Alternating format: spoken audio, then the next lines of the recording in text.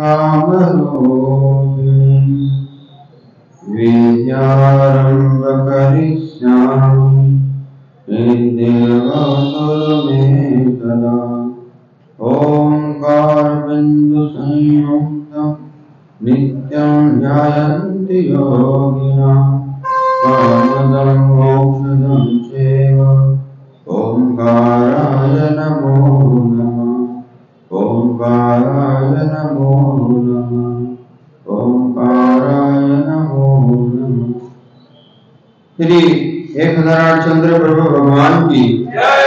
श्री 1008 पद्म प्रभु भगवान की जय। श्री 1008 पार्श्वनाथ भगवान की जय। श्री 1008 कल्पतरु शांतिनाथ भगवान की जय। श्री 1008 श्री महावीर भगवान की जय। संत श्रोमणी आचार्य भगवान श्री 108 विशुद्ध सागर गुरुदेव की जय।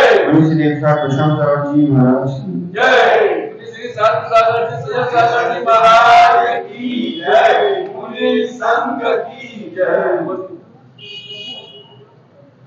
भव्य बंधुओं, अंतिम तीर्थंकर भगवान वर्धमान स्वामी के शासन काल में विराजमान होकर हम उनकी पावन पीवन देशना का यहाँ रसपान कर रहे हैं।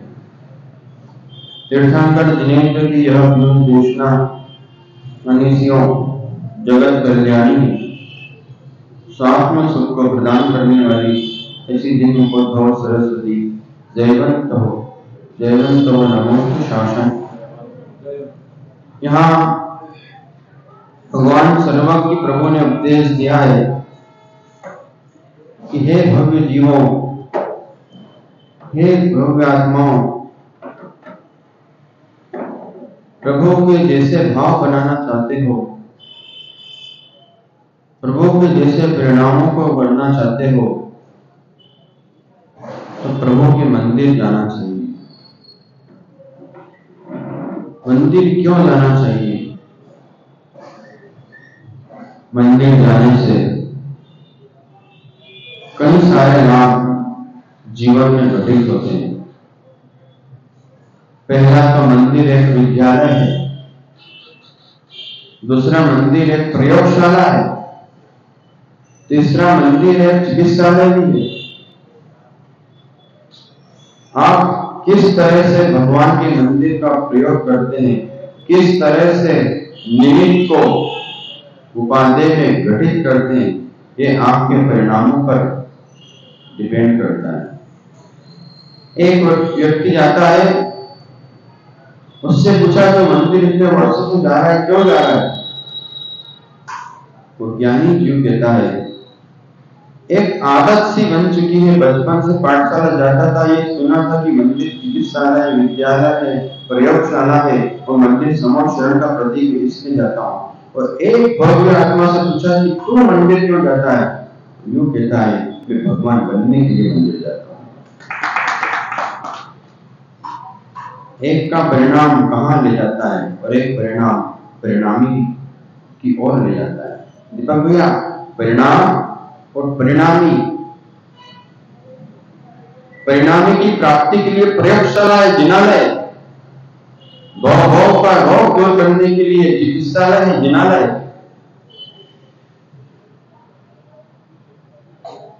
और समोच्च शरण का साक्षात दर्शन करने वाली की यदि वस्तु है दुनिया में, संसार में, जगत में, उसका नाम है जिनालय।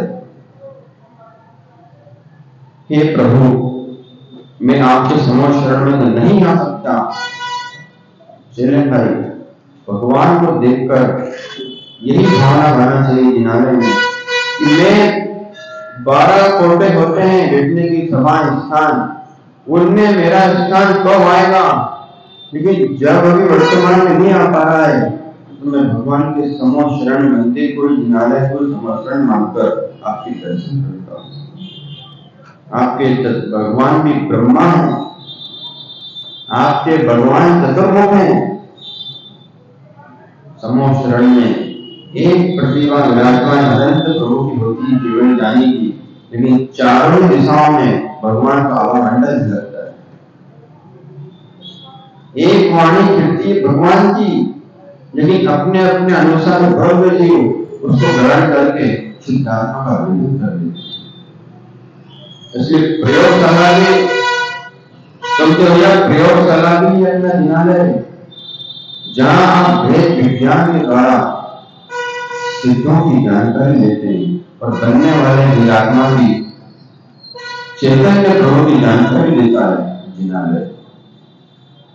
और साइंटिफिक रीजन से देखा जाए तो मंदिर के द्वार पर जैसे मोक्ष यानी भगवान का भक्त प्रवेश करता है, समझ में आता है?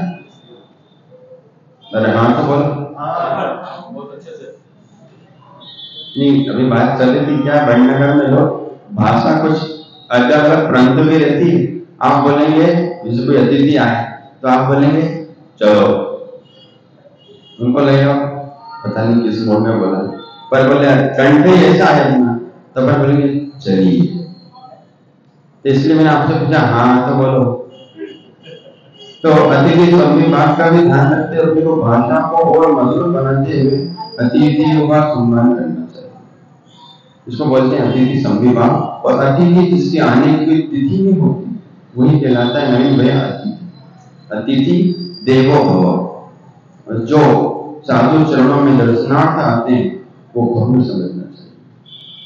तो अपनी बात चल रही थी प्रयोगशाला, जितने भी चलन भी आज तक सिद्ध हुए हैं, आप मात्र ओम नमो सिद्धारम बोल के चुप हो जाते हो।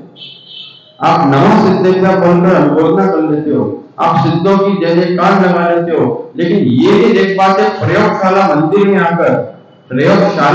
आकर कि जितने भी सिद्ध हुए हैं भेद विज्ञान इच्छा ये केचना तस्यैव भावो बद्धा ये केचना। आचार्यों ने प्राकृत में अनेक अनेक महान गाथाओं को देकर हमें दिव्य प्रसाद दिया हुआ है। अब आप बोलेंगे महाराज जी आप करो भेद विज्ञान। अगर ये घटना घटित होती तो आप हमारे सामने नहीं और हम आपके सामने नहीं होते। पंचम काल में मोक्ष नहीं होता है। मोक्ष होता तो आज हम शिखरों पर और जंगलों में जाकर ध्यान किया करते, क्योंकि हमको पता होता कि हमको इसी भवन में जाना है, लेकिन भविष्य में जाएंगे, इसलिए उसकी अनुभावना उस अनुसार चर्या और संयम को धारण करते हुए मोक्ष मार्ग पर आगे बढ़ते हैं। दर्शनम देव देवस्य दर्शनम पावनम। जिनका घर दूर है उनको भी मंदिर आना चाहिए। जिनके घर से शिखर का दर्शन हो जाता है उनको भावना को भगवान की मूर्ति में हृदय में बसाना चाहिए कि भगवान में भव्य हूं। जब खिड़की खोलता हूं तो सीधा तेरे शिखर का दर्शन होता है। इसलिए नवीन भाई शिखर तो इतना चौधर्य होना चाहिए, इतना प्रकाशमान होना चाहिए, इतना सुंदर होना चाहिए कि अभव्य मिथ्या दृष्टि के परिणाम भी भद्रता में परिवर्तित हो जाए। आपको नहीं पता सब जीव एक से नहीं होते। जीवों का घात करके भक्षण करने वाला जीव भी जीवों को घात मोड़ लेता है, लेकिन एक अहंकार मिथ्या एकांत में फंसा हुआ अज्ञानी जीव गुरु सामने से निकल जाने पर व्यवस्था नहीं कर पाता। आपके इसी पटनगर में हम निकलते हैं मिराज, इसलिए तो वीर चर्या लेकर निकलते हैं मिराज, सड़कों पर मार्गों से निकलते हैं कि देखिए ये मिराज जा रहे हैं,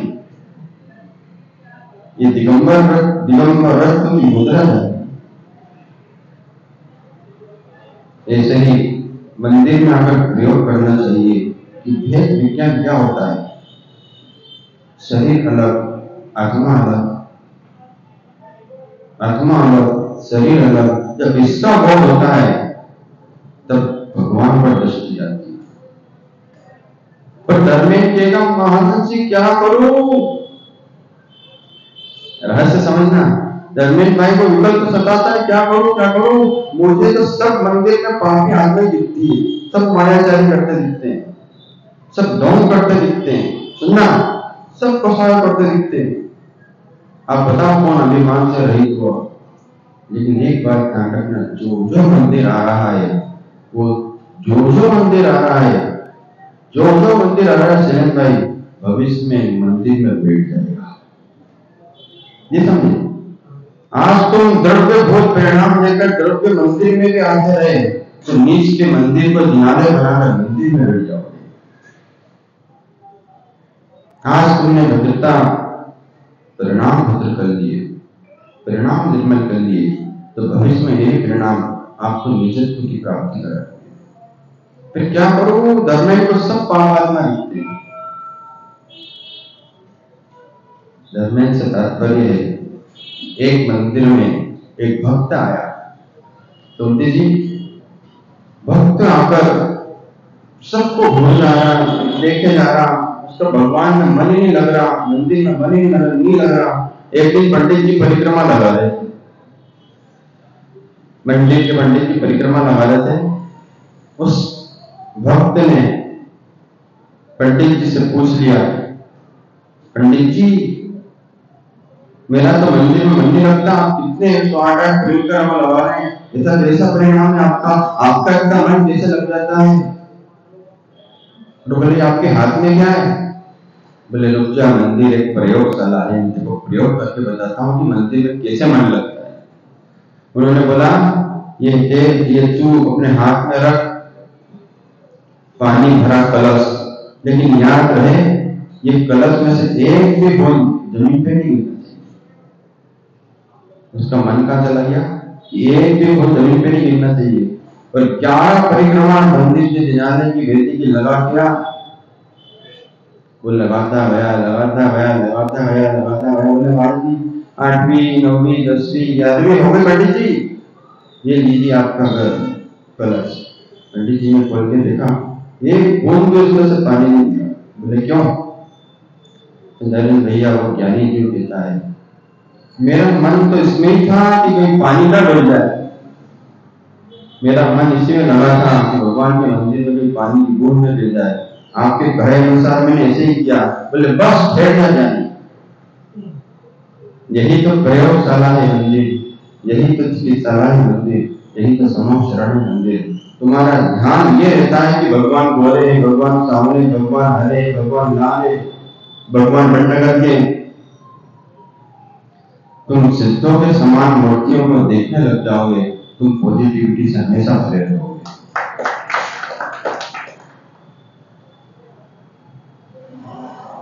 मंदिर से निकलने वाली प्रत्येक ऊर्जा हमारे मन वचन काय को प्रभावित करती है। आप देखना, शांति धारा करने के बाद जब घर जाते हैं तब आपके विचारों में सम्यक भाव आ जाता है। आपके व्यापार में मायाजाल करने के परिणाम होते हैं। यदि मंदिर में आकर आप स्वाध्याय थोड़ा सा कर लेते हैं तो आपके परिणामों की निर्मलता बहुत बहुत बहुत बढ़ जाती है। और मंदिर से निकलने वाली, मंदिर जिनालय से मूर्तियों में से प्रत्येक मूर्ति में से धर्म दिया कि मात्र ही चुने की मूर्तियां, पाषाण की मूर्तियां, अष्ट धातु सोने चांदी की मत मान लेना। इसमें गुरुओं ने अंगन्यास किया है, सूर्य मंत्र दिया है। धन्य आचार्य नेमिचंद्र सिद्धांत चक्रवर्ती देव, गोमटेश बाहुबली से मिल लीजिए, क्या विशुद्ध परिणामों के साथ उन्होंने प्रतिष्ठा की थी। आज देखो भारत का सबसे प्राचीन और सबसे सुंदर मूर्ति कोई खिलाती है तो गोमटेश बाहुबली। बोले प्रतिमा तो और भी है, उस प्रतिमा में ऐसा क्या है? त्याग और तपस्या के साथ, कठिन परीक्षा के साथ उस मूर्ति को उत्कीर्ण किया गया था।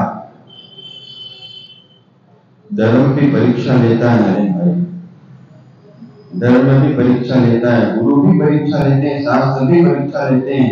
यदि आप पास हो जाते हैं तो आप उनके चरणों में बैठ पाते हैं। आपको सबको पता है सत्य दर्शन करना पाप है, लेकिन आज ये करते ही नहीं, हम त्याग नहीं कर पाए।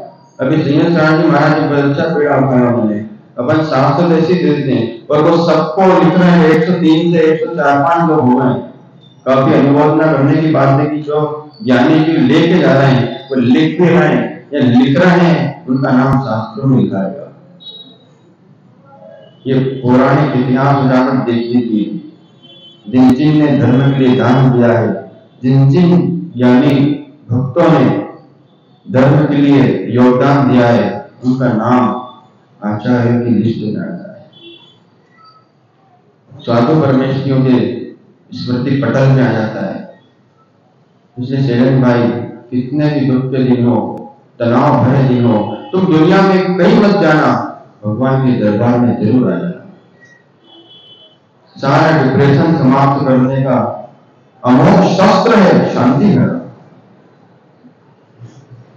अमोघ शस्त्र बताया शांति धारा को, अभिषेक को। और अभी तो नहीं, और नई बात बता रहे थे कि हमारे विद्यालय में और भी पहले हुआ था आयोजन, एक आयोजन और होने जा रहा है, जिसमें 108 महामंत्रों के साथ 108 कलश सिद्धि के मस्तक पर ढाए जाएंगे। आप लोग विचार कर इस कार्यक्रम को सफल बनाएं। इन्हीं मंगल भावनाओं के साथ बोले महावीर भगवान की